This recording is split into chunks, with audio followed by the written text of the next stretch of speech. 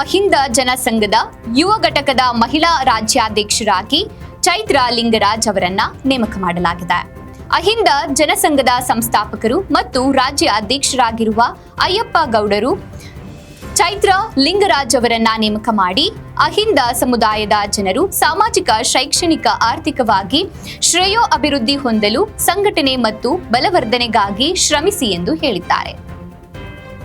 ಇನ್ನು ಚೈತ್ರ ಲಿಂಗರಾಜ್ ಅವರು ತಮ್ಮ ನೇಮಕದ ಬಗ್ಗೆ ಹರ್ಷ ವ್ಯಕ್ತಪಡಿಸಿರುವ ಅಹಿಂದ ಸಮುದಾಯದ ಜನರ ಸಹಕಾರದೊಂದಿಗೆ ಸಮುದಾಯದ ಅಭಿವೃದ್ಧಿಗೆ ಪ್ರಾಮಾಣಿಕ ಪ್ರಯತ್ನ ಮಾಡುತ್ತೇನೆ ಎಂದಿದ್ದಾರೆ.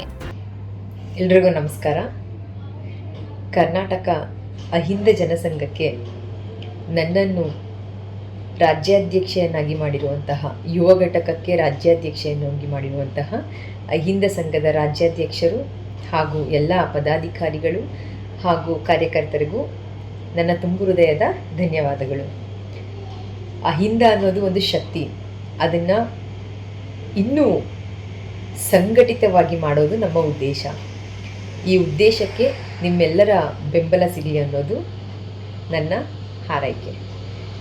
ಧನ್ಯವಾದಗಳು. Thank you.